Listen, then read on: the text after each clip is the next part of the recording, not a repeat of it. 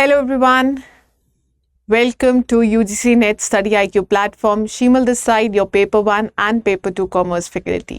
कैसे हैं आप सभी लोग? आई होप सो अपनी तैयारी अच्छे से कर रहे होंगे क्योंकि 18 जून को आपका एग्ज़ाम है और इसी एग्ज़ाम को नज़र में देखते हुए मैं आपके साथ शेयर करने वाली हूँ आज बेहद इम्पॉर्टेंट टॉपिक जो कहाँ से आता है आपका logical reasoning unit and the topic is Indian logic से काइंड ऑफ अनुमान.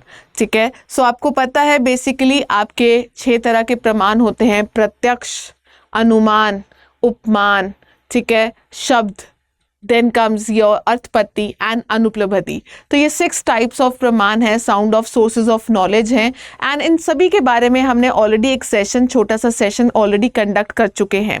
पर आज हम स्पेसिफिकली अनुमान, ठीक है, जहाँ पे हम प्रेमाइस से कंक्लूजन की तरफ पहुँचते हैं, किसी निष्कर्ष के ऊपर पहुँचते हैं, थ्रू इन्फरेंस पहुँचते हैं, लॉजिक डिडक्टिव के थ्रू पहुँचते हैं, उसके बहुत सारे प्रकार भी हैं जो आपको एग्जाम पॉइंट ऑफ व्यू से पूछे जाते हैं. सो आज इन्हीं प्रकार को, इन्हीं टाइप्स ऑफ अनुमान को क्या है हम आज के सेशन में क्या है डिस्कस करने वाले हैं. सो जिन्होंने अभी तक इस सेशन को लाइक नहीं किया है फटाफट से इस सेशन को लाइक कर दीजिए और जिन्होंने अभी तक इस चैनल को सब्सक्राइब नहीं किया है so do subscribe this channel और फटाफट से अपना जो बेल आइकन है वो हिट कर दीजिए ताकि हमारी क्लासेस से रिलेटेड जितनी भी अपडेट्स हैं आपको टाइम टू टाइम मिलते जाएं.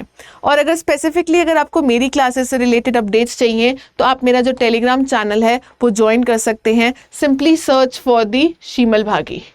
ठीक है, आपने क्या करना है, सिर्फ मेरे नाम से सर्च करना है मुझे और आप मेरे साथ जुड़ सकते हैं. सो बिफोर हैंड आपको सभी क्लासेस के जो लिंक्स हैं और नोटिफिकेशंस हैं वो मिल जाएंगे.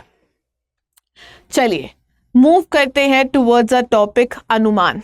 ठीक है, सो हमारा दूसरा प्रकार जो वैलिड सोर्स ऑफ नॉलेज है वो आता है न्याय फिलॉसफी के अकॉर्डिंग. अनुमान इन्फरेंस की बात करता है. सो अनुमान इज अ संस्कृत वर्ड. क्या मैम हम तो इंग्लिश स्टूडेंट हैं, क्या हमें अनुमान शब्द भी याद रखना पड़ेगा? जी हाँ, चाहे आप हिंदी स्टूडेंट हैं चाहे आप इंग्लिश स्टूडेंट हैं, आपको इसके Sanskrit term as well as English term दोनों ही क्या है एग्जाम पॉइंट ऑफ व्यू से लर्न करने पड़ेंगे क्योंकि एग्जाम में कुछ भी पूछ लिया जाता है. सो अनुमान एक संस्कृत वर्ड है जिसका मतलब क्या आता है, इन्फरेंस की बात की जाती है, जहां पे आप क्या करते हो बेसिकली गेस लगाने की बात करते हो और वो जो नॉलेज दैट फॉलोज. ठीक है, इन्फरेंस नॉलेज, वो नॉलेज किसी प्रायर बेस के ऊपर होती है, प्रायर एक्सपीरियंस के बेस पे होती है. सो जब आप कोई नॉलेज प्रायर एक्सपीरियंस के बेस पे लॉजिकली डिडक्टिवली किसी और कंक्लूजन के ऊपर पहुंचते हैं तो वो क्या होता है, अनुमान होता है. सो ये आपका एक प्रकार का प्रमाण है जो आपको क्या है वैलिड सोर्स ऑफ नॉलेज क्या है देता है according to the Indian your Nyaya philosophy की बात की जाती है. कहते हैं anuman is using observation, previous truth and reason to reach a new conclusion and a truth. ठीक है, defined as the later knowledge. तो कहता है जो नॉलेज आपको बाद में मिलने वाली है वो नॉलेज आपकी बेस्ड होती है प्रायर नॉलेज जो किसी के ऊपर फैक्ट्स या प्रीवियस एक्सपीरियंस के ऊपर होती है. जैसे सिंपल एग्जांपल लेते हैं, observing smoke and inferring that there must be fire. क्योंकि आपको पता है धुआं और आग का रिलेशन कुछ इस तरह से ही होता है, जहां जहां पे धुआं है वहां वहां पे आग है. तो कल को अगर आपको कभी धुआं देखने को मिल जाता है तो क्या आप गेस कर पाएंगे कि वहां पे पक्का आग लगी होगी? ये उसी की बात करता है, इन्फेरेंस की बात करता है. So gaining right knowledge from the logical conclusion. So ये जो कंक्लूजन होती है वो लॉजिक बेस्ड होती है, वो डिडक्टिव बेस्ड होती है. So it is a knowledge that emerges after another knowledge की बात करता है. एंड लिटरल मीनिंग ऑफ अनुमान is knowledge that comes after the another knowledge, जो मैंने आपको ऑलरेडी क्या है बता दी है. प्रीवियस नॉलेज के ऊपर कोई साइन या मार्क के ऊपर क्या होती है बेस्ड होती है.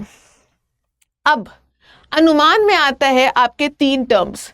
आपने एरिस्टॉटल में समझा होगा major term, minor term and your middle term, है ना. यहाँ पे इंडियन लॉजिक में इन तीनों टर्म्स का नाम अलग है. ठीक है, हेतु, पक्ष और साध्य की बात की जाती है. मिडिल टर्म क्या आता है आपका, हेतु से जाना जाता है जिसका मतलब क्या होता है साइन, सिंबल या फिर रीजन होता है, किसी का कारण बनता है. पक्ष क्या होता है? आपका माइनर टर्म, और मेजर टर्म क्या होती है? आपकी साध्य से जानी जाती है।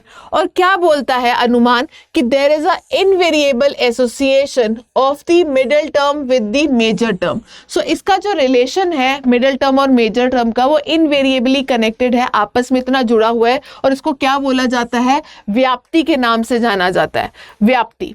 जैसे कि अब मैंने क्या बोला, रीजन क्या है? स्मोक है। दिखा कहाँ पे? आपको पहाड़ पे वो धुआं दिखा, ठीक है। तो उसकी बात बोलते हैं कि फायर और जो स्मोक का जो रिलेशन है वो इनवेरिएबली कॉन्कोमिटेंस की बोला जाता है, इनवेरिएबली एसोसिएटेड है कि जहां जहां पे धुआं होगा वहां वहां पे क्या होगी? आग होगी। सो अनुमान में आपकी 3 टर्म्स आती है, साध्य, पक्ष और हेतु। हेतु का अनदर नेम क्या आता है? लिंक, ठीक है। इसको ये भी बोला जाता है। तो major, minor and middle term. Major term का मतलब क्या है? साध्य। माइनर टर्म का मतलब क्या है? पक्ष। और मिडिल टर्म का मतलब क्या आता है? हेतु। हेतु या फिर लिंगा की बात की जाती है। Is it clear? चलिए, अगर आपको इतनी बातें समझ आती हैं देन चलते हैं। मैंने आपको बता दिया मेजर टर्म जिसको साध्य बोला जाता है वो ऑब्जेक्ट ऑफ इन्फरेंस की बात आती है। मिडिल टर्म आपका कोई कारण बनता है, साइन या रीजन बनता है। और माइनर टर्म आपका पक्ष जो क्या बन जाता है? इन्फरेंस का सब्जेक्ट बन जाता है। एनटीए की खास बात क्या आती है कि आपको क्या है, एनटीए ज्यादा मेहनत करने नहीं देता है, वो exact to exact same example ही क्या पूछता है। और उसकी फेवरेट एग्जाम्पल ये धुएं वाली ही है, आग, धुआं और हमारे पहाड़, माउंटेन्स। सो ये एग्जाम्पल है, ठीक है।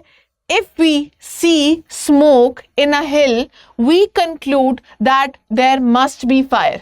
कहते अगर हम ये देखते हैं कि पहाड़ के पीछे धुआं है तो हम ये कंक्लूजन, निष्कर्ष के ऊपर पहुंचते हैं कि वहां पे पक्का क्या है? आग लगी होगी। सो ये जो आग है, ये जो फायर है, ये हमारी क्या बन जाती है? मेजर टर्म, साध्य बन जाता है।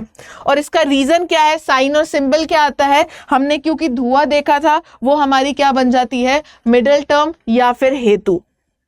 और देखा कहाँ था हमने? पहाड़ पे, तो वो हमारी क्या बन जाती है? Minor term.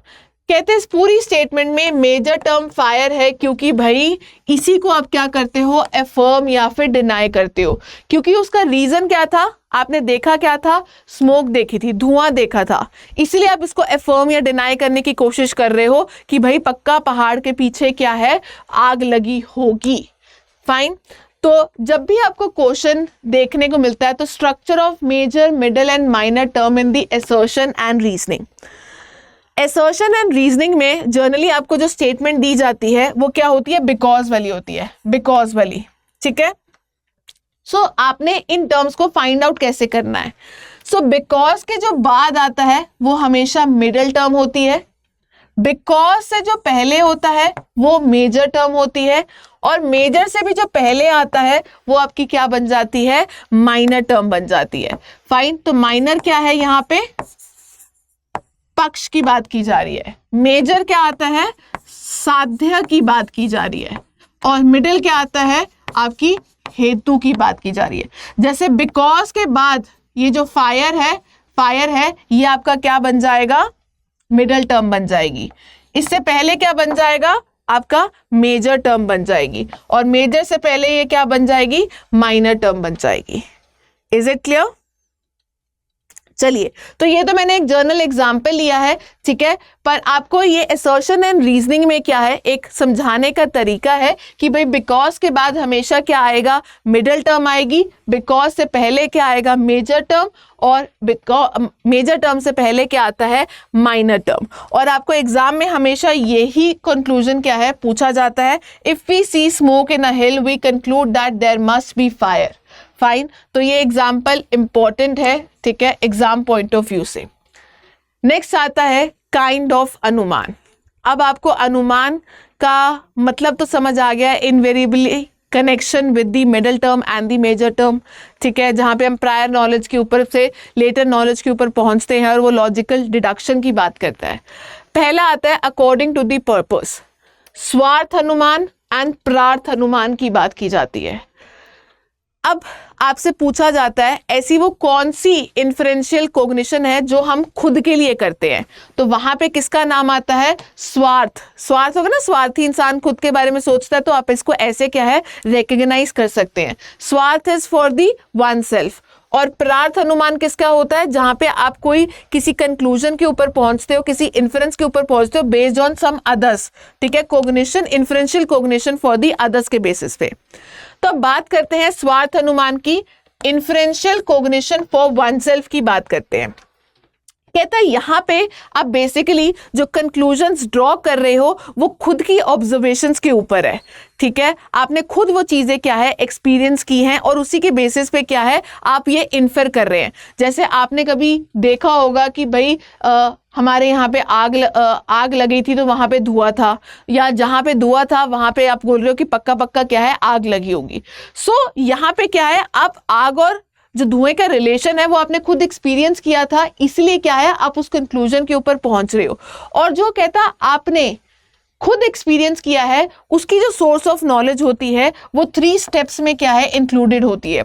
3 steps, that is प्रतिज्ञा, हेतु एंड उदाहरण की बात कर रहा है। प्रतिज्ञा, हेतु एंड उदाहरण।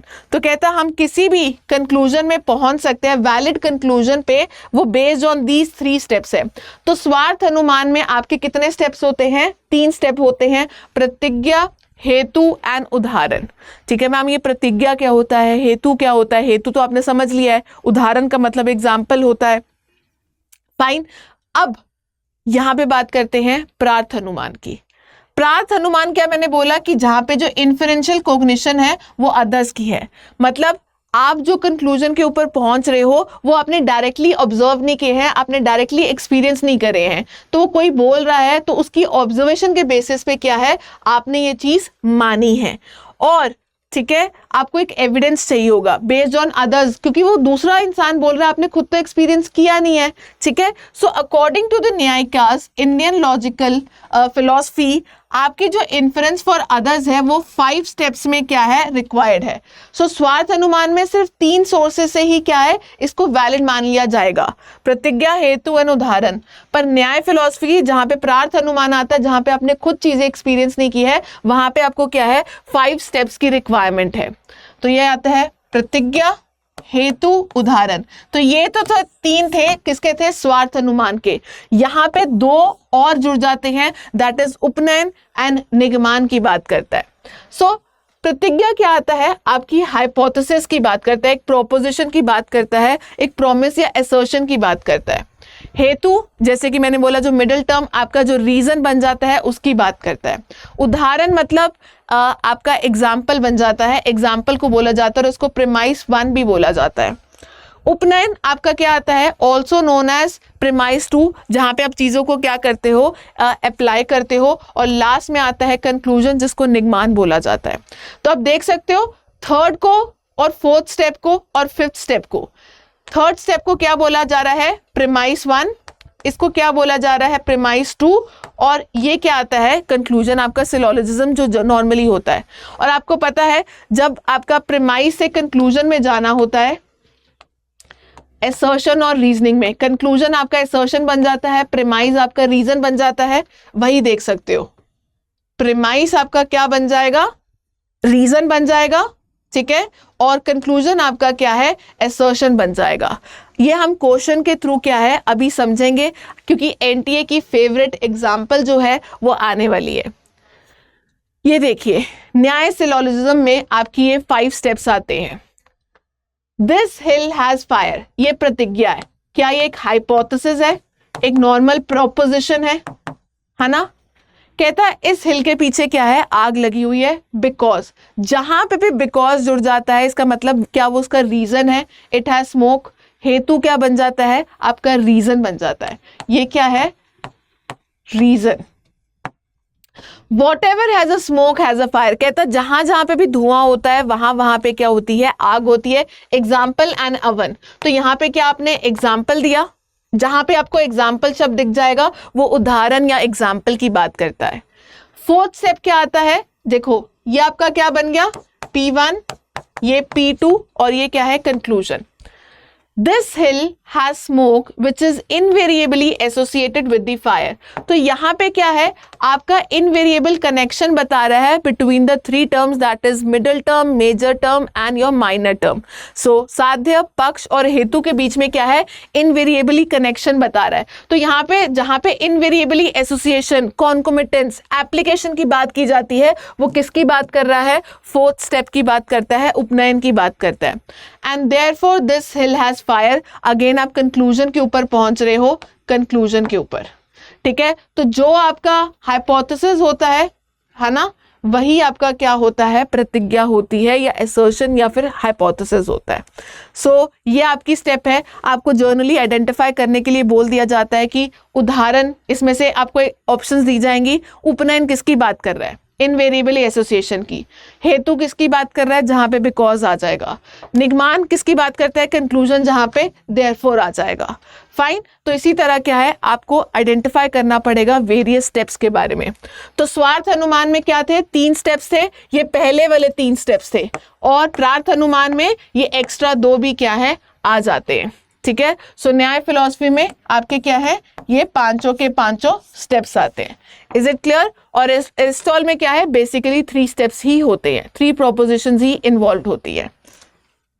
सो अकॉर्डिंग टू द पर्पस, तो आपका अनुमान क्या है, क्लियर होता है। नेक्स्ट आता है according to the causal relation, व्याप्ति, ठीक है, कारण संबंध के अनुसार। सो कारण, according to the causal relation, आपका जो अनुमान है डिवाइडेड है into 3 categories, that is purvat, purvat, sheshavat और सामान्यत्रोदस्ता की बात करता है। अब इसका मतलब क्या है, आइए वो समझते हैं। पूर्वत का मतलब क्या है, पूर्वत का मतलब क्या है, जब आप कहां जाते हैं,